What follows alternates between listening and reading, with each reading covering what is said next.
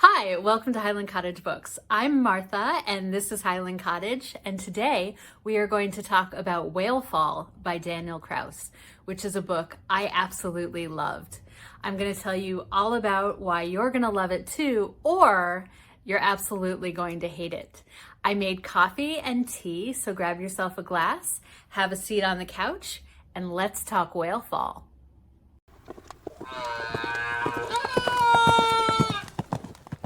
First, let me back up. I am doing a several months long project where I am reading stories about the ocean and ships that travel the ocean and ships that go underneath the ocean and sea monsters.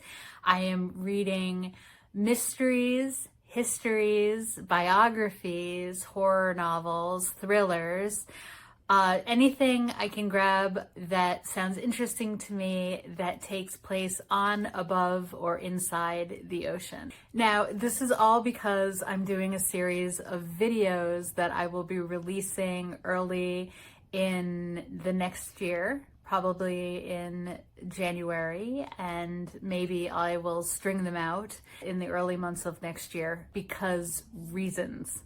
I am doing something very exciting in the near future, and I want to celebrate it with books that are about the ocean. So if you have any books about the ocean that kind of fill that bill, it's a big bill. The ocean covers 75% of the planet, so I am sure there are some books that I missed. Right now, my list has about 32 books on it, and I've read half of them.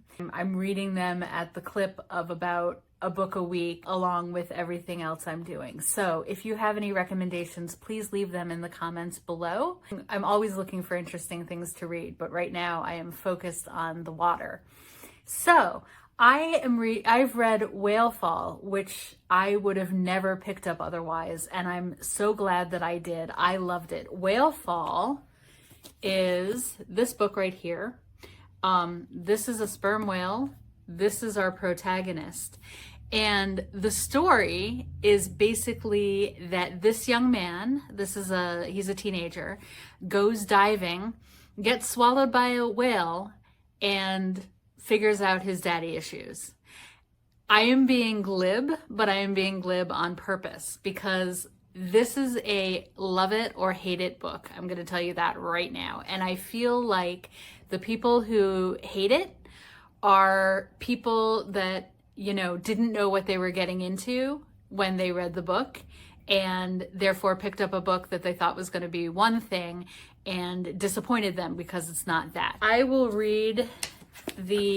going to read the flap, and I will tell you what it says. A scuba diver is swallowed by an 80-foot, 60-ton sperm whale and has only 1 hour to escape before his oxygen runs out in this gripping, moving, and scientifically accurate novel. So reading that, I would think that this book is a thriller. It's probably hard science based. It is about a person trying to escape from the gullet of a whale. And it is that, and there absolutely is some science in it. But, and it is a big but, that's about 50% of the story. The other half of the story is that this young man, Jay Gardner, is dealing with the loss of his very difficult father. And the reason why he's gone into the ocean is to get his father's remains, to find his bones, basically. And while he's down there, he gets swallowed accidentally by a whale, and I'll get into that later. But the book is very much about him trying to escape the whale, yes, and him dealing with his grief and the fact that his father was not a good father to him, and the fact that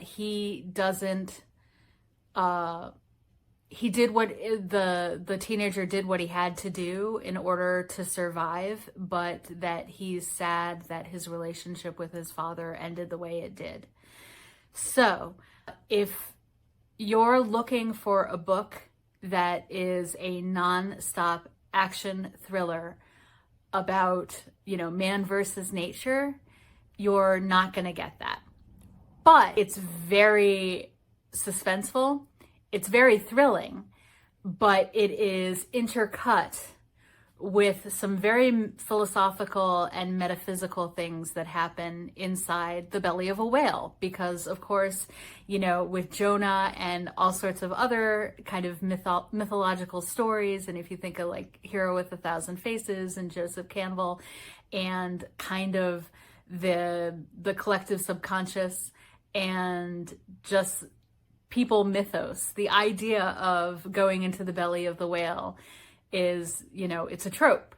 And in this case, it's a very literal trope where people dig down deep. They go into a terrifying and extremely low point in their lives. And if they come out stronger and better and enlightened. So we are absolutely in the belly of a whale both ways. So know that.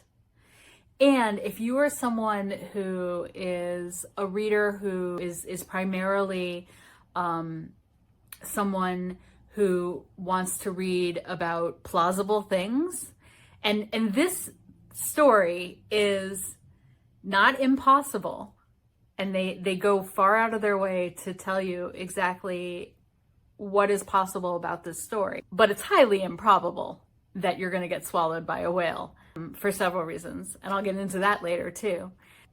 But if you're someone who doesn't like a little poetry in their writing, in their reading, and doesn't like a little, I won't say magic, this book isn't magic, but a little bit of dreaminess, maybe a little bit of philosophy, then you are not going to like this book. And I mention all of this because I went to the reviews. I often look at Goodreads and other review sites to see kind of what other people feel about a book. If I love a book, I want to see what other people love about it. If I hated a book, I wanted to see if there was something I'm missing, or if I can put a name to what it is that I don't like about it, if I agree with them or not. Or if I'm kind of meh, I wonder also, is there something I'm missing if it's a book that people really love? And it rarely changes my opinion of the book, but it helps me kind of put it in context of how I feel about it. And also there's some very thoughtful people on Goodreads and in YouTube channels who give very deep analyses, that word, of books. So, people are very thoughtful, and I like that too. So in looking at the reviews for this story, I think that it's a matter of expectations. People went in and with that description of, you got an hour left, you have to get out of, it's a escape room, it's escape stomach. That sounds thrilling, and it is thrilling, and you absolutely feel the pressure and the claustrophobia and the danger of the situation. But if you're thinking that that's the entire part of the book, you're going to be disappointed, and you're going to say, oh my God, shut up about your dad, I want to hear more about the whale. So that's understandable if you go in looking for this and not getting it. If you go in and you're looking for a really well-written book that is unlike anything you've ever read before and tells a gripping story and has a great deal of humanity in it, then this is the book for you. It is exciting and scary and tasty. Tasty, it's not tasty. It's really gross inside that belly. But what I mean by tasty is that it is a good meal of a book. As you can tell, I loved it. So let me get into it a little bit about how much I loved it or why I loved it. As you can tell, it's a good book. I'm going to tell you right now also that it is very hot in Philadelphia right now, and I am in my own personal sauna because I can't have the AC running while I'm recording. So Over the course of this video, my hair, you may have noticed in previous videos, my hair gets wetter and wetter and wetter. I wash my hair, but it is just toasty in this room. So, oh, and I'm not sure. I dyed my hair darker, which is a little more my natural hair color. What do you think? Tell me in the comments. Should I keep it dark? Should I go back to the auburn? I'm not sure yet. So that's important too. Very important that you tell me that. Anyway, so let me tell you about this book. So in the story, Jay Gardner, the young man, he is going to be graduating from high school soon. He has not lived at home for 2 years, and he hasn't spoken to his dad for 2 years. And he died without ever speaking to his dad. The father died without ever speaking to him or reconciling with him, because his dad was, to put it mildly, a difficult man. He was not a good dad to Jay. Now, his father was a diver that was very revered in this community in coastal California. Everybody has a story about him. He's saved many people's lives. He's taught many people how to dive. But at the same time, his dad is probably one of those people that a lot of people who don't know him well like a lot. And then the people who do know him don't like him quite as much, if you know what I'm talking about. Everybody knows who he is, and yet he only has one actual friend. And he can't hold down a job for any length of time. He drinks too much, and he is difficult in various ways. In raising Jay, he has raised his son to be tough and to be self-reliant. Let me look up the father's name, so I'm not just saying the dad. Mitt. His father's name is Mitt, M-I-T-T. So his dad has one skill, one amazing mastered skill, which is he's this incredible diver. He knows everything about the ocean. He knows everything about staying safe. He knows the minutia of what he's going to find down there. He knows he can feel things, he can sense things, just the knowledge that comes from decades of experience doing a technical task that is also probably part art form, feeling the currents on your skin and to understand what's coming at you. While at the same time, of course, diving is very dangerous. You have a limited amount of time. It is a very physical activity, and you can't lose your wits.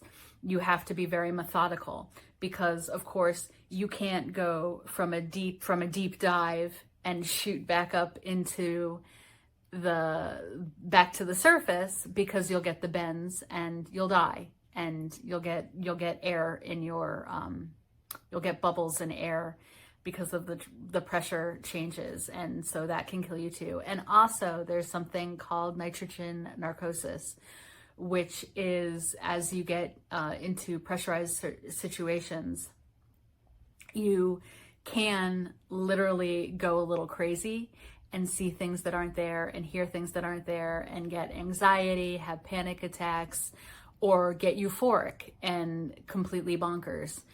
So you have to watch out for that as well. And that may or may not play a role in what happens later.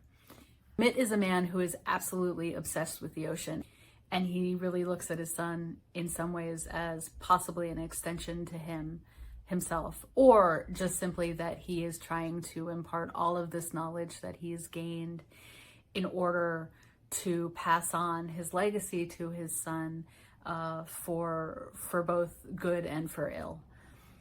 So Jay is incredibly resentful of this because his father doesn't really know him. His father hasn't gotten to know who he is as a human, or what he wants in his life and is simply kind of superimposing his wishes and his dreams all over his son. And at the same time, all the son wants is just for his dad to love him and spend time with him. So he does spend all this time with him out on the boat and try to learn how to dive, but he feels like he's never going to measure up.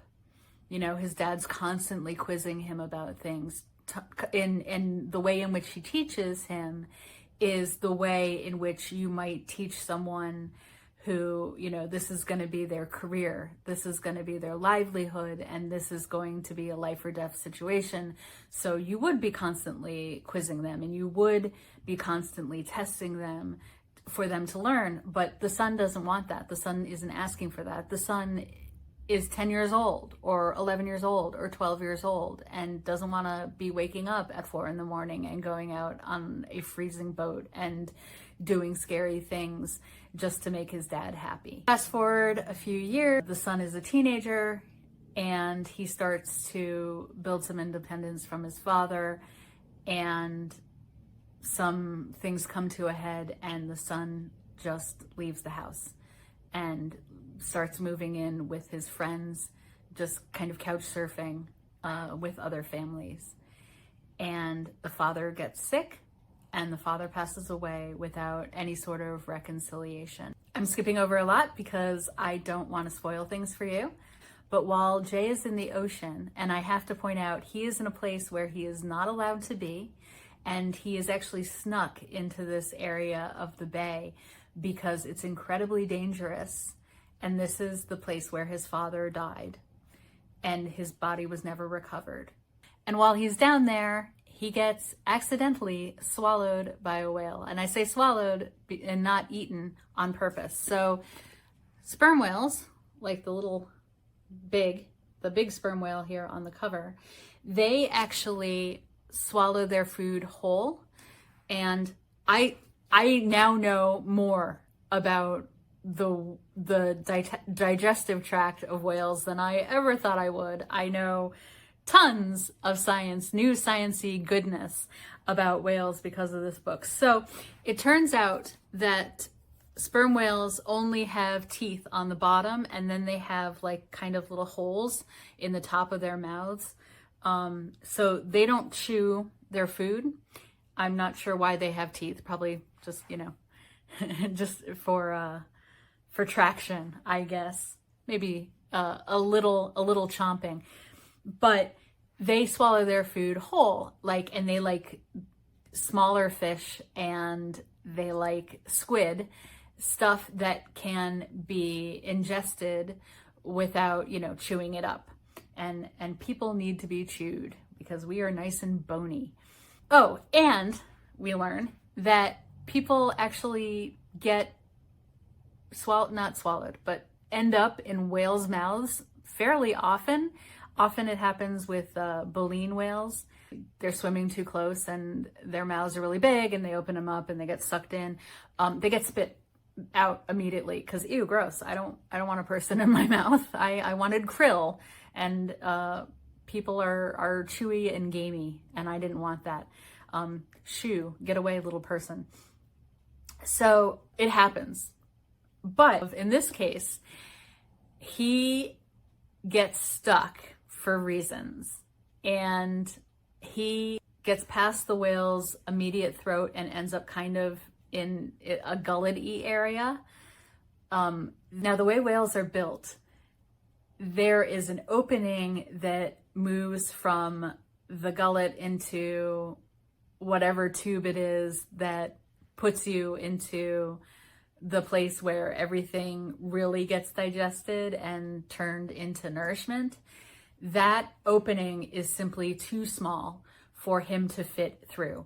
So Jay is never going to become food or sustenance for this whale. He is simply going to be kind of indigestion for the whale, stuck there in his tummy, giving him heartburn. The crux of the book is very high concept. He has an hour to get out of that whale or else he's going to suffocate.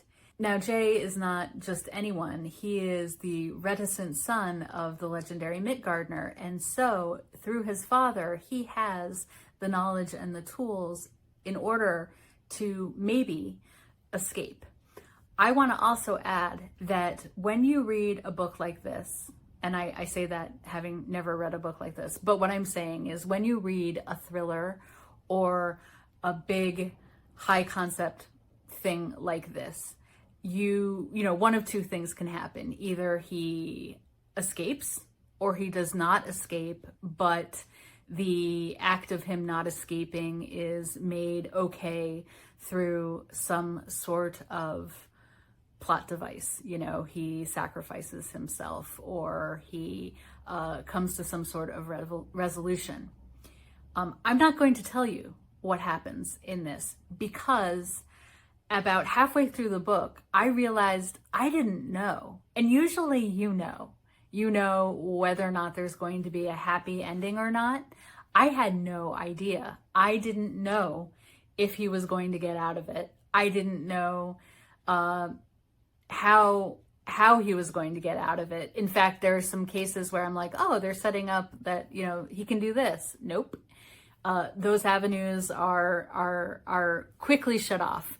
So I at least was very interested to see what happens next because I had no idea where this was headed.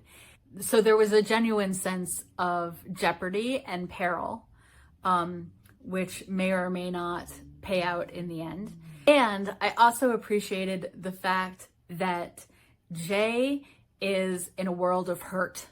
It's not like the Hollywood version of this story where he gets swallowed by a whale and then he has like an aesthetically pleasing scratch down the side of his face, but generally he's okay.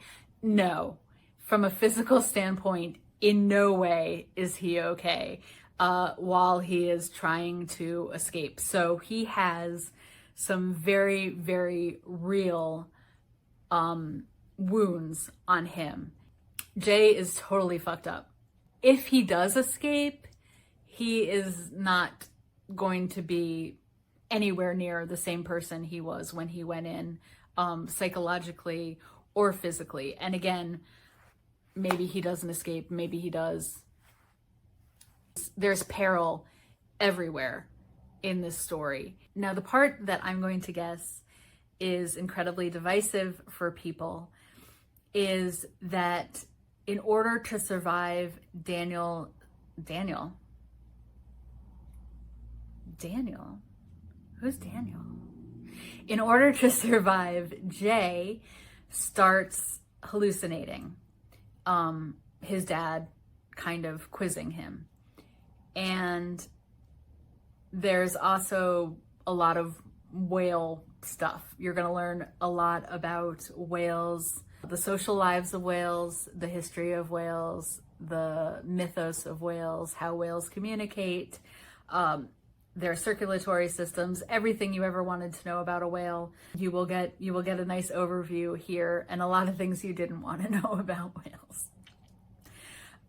The part of this book that might be divisive for some people is that while he is trying to escape, he is hallucinating, that his father is telling him what to do and is testing him and all those things that his father did in real life, but he is applying it to his current situation. Now, from a scientific standpoint, that could be nitrogen necrosis, or it could simply be the mind sort of bifurcating in extremis, trying to create a situation where it can pull the information, kind of like a mind palace sort of thing, pull out the information that he needs in a way that he can digest quickly and come up with quickly in order to get out of the situation he's in. Or perhaps the consciousness of his father is reaching out to him from beyond the whale, or channeling the whale itself in order to communicate with his son the only way that he can. Either way, whether or not it is happening inside his mind or it is somehow happening in a metaphysical way, It is a very compelling story. Now, apparently they're making a movie out of Whalefall starring Josh Brolin, Elizabeth Shue, and a young actor named Austin Abrams as Jay. And I have questions because how are they going to film that? The parts outside of the whale, I know how they're going to film that. But inside of the whale, the whole point is that it's very cozy in there, very tight. It would be like filming half the movie inside of a very slimy, wet sleeping bag that is dimly lit.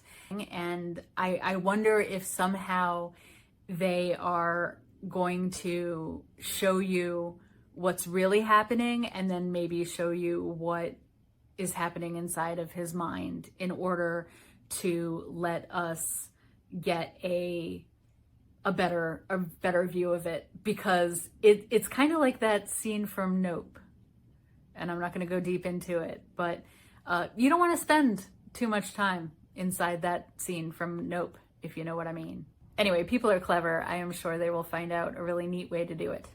So, in short, if you're looking for a scientifically plausible but highly improbable story that is incredibly well written and moving about a young man who is coming to terms with his difficult relationship with his father and the fact that he never found closure or resolution, then I highly recommend Whalefall. And I also keep showing you this cover because look at that.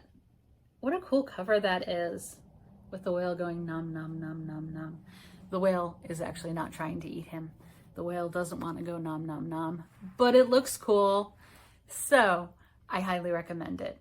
Again, if you have any books that you love that are about the ocean, about ships, about cruises, about diving, or anything salty, watery, that sort of genre that might fit in with the books I have behind me, then please leave them below in the comments and I will check them out. Stay safe and avoid being swallowed by any whales between now and the next time I see you. Bye.